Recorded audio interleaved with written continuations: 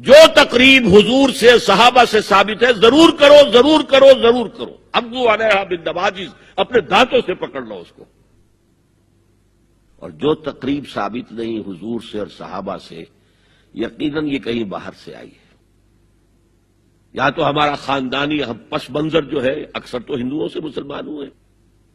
Number 1، نکاح مسجد میں. حدیث موجود ہے، ترمذی شریف کی روایت، اعلنوا ھذا النکاح واجعلوہ فی المساجد. نکاح کا اعلان عام کیا کرو، مسجدوں میں منعقد کیا کرو. میں حیران ہوتا ہوں کیوں نہیں علماء کرام نے اس کی طرف توجہ دلائی. عیسائیوں نے آج تک اپنے چرچ کی اور اپنے پادری کی عزت یہ رکھی ہے کہ شہزادے اور شہزادی کی شادی ہوگی وہ بھی پادری چرچ میں آئیں گے. نمبر 2، نکاح کے موقع پر کوئی دعوت طعام نہیں، کوئی ثابت نہیں. دعوت طعام صرف ایک ہے، وہ ولیمہ ہے. اور اس قدر معقول بات ہے، سب باپ اپنے سینوں پر ہاتھ رکھ کر سوچیں اور میری بات سنیں. کیا بیٹی کو گھر سے رخصت کرنے کا وقت جو ہے وہ خوشی کا وقت ہوتا ہے؟ خوشی نہیں ہے وہاں، صرف یہ ہوتا ہے اے سائی آف ریلیف کہ ایک ذمہ داری کا بوجھ تھا، اللہ نے آج پورا کرا دیا، اتروا دیا بوجھ. تو ان سے مرغ پلاؤ کھانا اور متنجن کھانا کوئی معقول بات نہیں ہے. معقول بات کیا ہے؟ لڑکا، اس کا گھر آباد ہوا ہے، وہ ولیمہ کرے. اس پر باقاعدہ احادیث اولبوا ولو بشاۃ، ولیمہ ضرور کرو چاہے ایک ہی بکری ہو تمہارے پاس. ذبح کرو، کاٹو، کھلاؤ گوشت اپنے دوستوں کو، احباب کو. یہاں تک کہا کہ بئس طعام الولیمہ، برا کھانا ہے ولیمے کا کہ اس میں غریبوں کو نہیں بلایا جاتا. ظاہر بات ہے، مسلی کھلانے کے لیے تو ولیمہ نہیں ہوتا، اپنے احباب کو، دوستوں کو بلایا جاتا ہے. پھر بھی میں تم سے کہتا ہوں کہ جسے ولیمے کے لیے بلایا جائے وہ اگر نہیں جائے گا تو اللہ اور اس کے رسول کے حکم کی نافرمانی کرے. تو جس رسول نے اتنی تفصیل سے حکم دیا ہو ایک دعوت کا، وہ دوسری دعوت میں بھی خیر ہوتا میں بیان کرتا. جب نکاح مسجد میں اور کوئی دعوت طعام نہیں تو بارات کا تصور خلاص. بارات کس بلا کا نام ہے؟ قرآن میں تو کوئی ذکر ہی نہیں، عربی میں یہ لفظ ہی نہیں. اجتماع طرفین مسجد میں ہوا، نکاح ہوا. لڑکی کو، حضرت فاطمہ کو رضی اللہ تعالی عنہا، کچھ خواتین جا کر چھوڑ آئی تھی اس حجرے میں جو ایک انصاری صحابی نے حضرت علی کو دیا تھا. ان کا تو کوئی گھر بھی نہیں تھا. کوئی حضرت علی آئے ہوں اور آ کر ودا کرا کے لے کے گئے ہوں. چوتھی چیز، جہیز کا کوئی تصور اسلام میں نہیں. خالص ہندوانہ رسم، خالص ہندوانہ رسم، خالص ہندوانہ رسم. ہندوؤں میں کیوں ہے؟ وہ اس لیے ہے، معقول بات ہے کہ لڑکی کا وراثت میں کوئی حصہ ہی نہیں. وہ تو جب گھر سے نکل رہی ہے وہ دے دلا کے رخصت کر دو. دان دہیج یہ خیرات ہے، لڑکی کا حق کوئی نہیں ہے گھر پر. اسلام میں تو لڑکی وارث ہے. والد فوت ہوں گے، وراثت تقسیم ہوگی. والدہ فوت ہوں گی، کوئی ان کی ہے ملکیت، وہ تقسیم ہوگی. شادی کے موقع پر کوئی جہیز اسلام میں نہیں، قطعاً نہیں. غلطی سے حضرت فاطمہ کے جہیز کو جہیز کہہ دیا گیا. وہ جہیز کیا تھا؟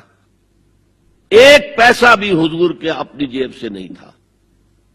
اس شادی میں خاص بات کیا تھی کہ دولہا کے ولی بھی حضور ہی ہے. اور کون ہے؟ علی کا کون تھا مدینے میں؟ اور دلہن کے والد بھی حضور ہیں. اب حضور پوچھتے ہیں حضرت علی سے، تمہارے پاس مہر دینے کے لیے کچھ ہے؟ عرض کیا میرے پاس تو کچھ نہیں. وہ فقراء صحابہ میں سے تھے. فرمایا مہر تو دینا ہے، تمہارے پاس ایک زرہ ہوتی تھی. جی ہاں زرہ تو ہے. انہوں نے یہ سمجھا زرہ تو جہاد کے لیے ہے، کوئی وہ دولت تو نہیں ہے. فرمایا جاؤ اسے بیچو یا گروی رکھ کے قرض لے کر آؤ. وہ گئے، حضرت عثمان نے خرید لی اور کچھ دنوں کے بعد واپس کر دی ہدیتاً. یہ زرہ میں ہدیہ آپ کو کر رہا ہوں. اس وقت اگر کہتے چھوڑو علی، کہاں تو لو میں پیسے دے دیتا ہوں تمہیں، تو ان کی طبیعت پر بار ہوتا. اس پیسے سے حضور نے کچھ پیسے گھر بھیجے اندر، دلہن کو ذرا تیار کر دو اور کچھ پیسوں سے وہ ایک گدا جس میں کھجور کی کھال بھری ہوئی تھی اور 2 تکیے جس میں کھجور کی کھال بھری ہوئی تھی، ایک مشکیزہ کنویں سے پانی تو لانا ہی ہے نا، ایک چکی جو ہو یا گیہوں ہو پیسنا تو ہے نا، کوئی 1-2 برتن اور اللہ اللہ خیر صلی اللہ، یہ تھا جسے جہیز کہتے ہیں، جس میں 1 پیسہ بھی حضور کا شامل نہیں ہے۔ وہ حضرت فاطمہ کا مہر تھا جس سے بنایا گیا، ورنہ مدینے ہی میں دوسری آپ کی صاحبزادی کا نکاح حضرت عثمان سے بھی ہوا، کہیں ذکر ہے جہیز کا؟ حضرت عثمان کا گھر بھرا ہوا، ہر چیزیں موجود، وہاں تو پھر جہیز کا تذکرہ نہیں۔